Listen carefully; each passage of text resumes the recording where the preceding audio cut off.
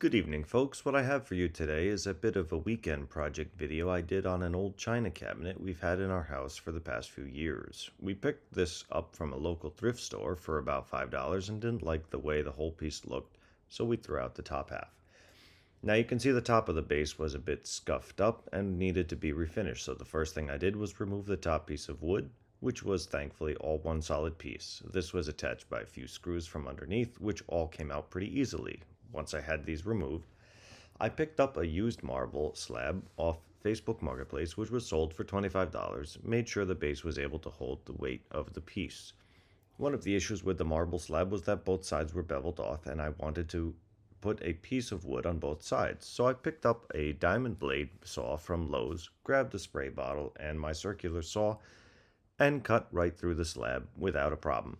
That gave both sides a flush surface. Once I had created flush sides, it came down to polishing, which I used my palm sander for. I started with 100 grit and went all the way up to 220 grit using a spray bottle to keep the surface wet the entire time. But I should also note I wiped down the marble in between grits to make sure I got rid of any leftover residue. Now the next step was the application of a product from Dixie Belly Paint, a company you may be familiar with from other furniture restoration videos.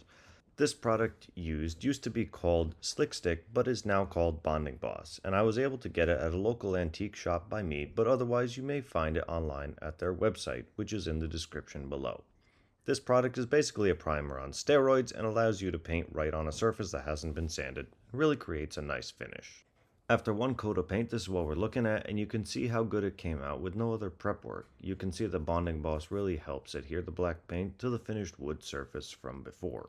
So we had some cabinet knobs laying around from a few other projects we had down around the house, but wanted to turn the cabinet knobs from black to gold. In order to do that, I grabbed some 220 grit sandpaper and scuffed them up a bit, then applied the Rust-Oleum spray paint, which I'll leave a link in the description below.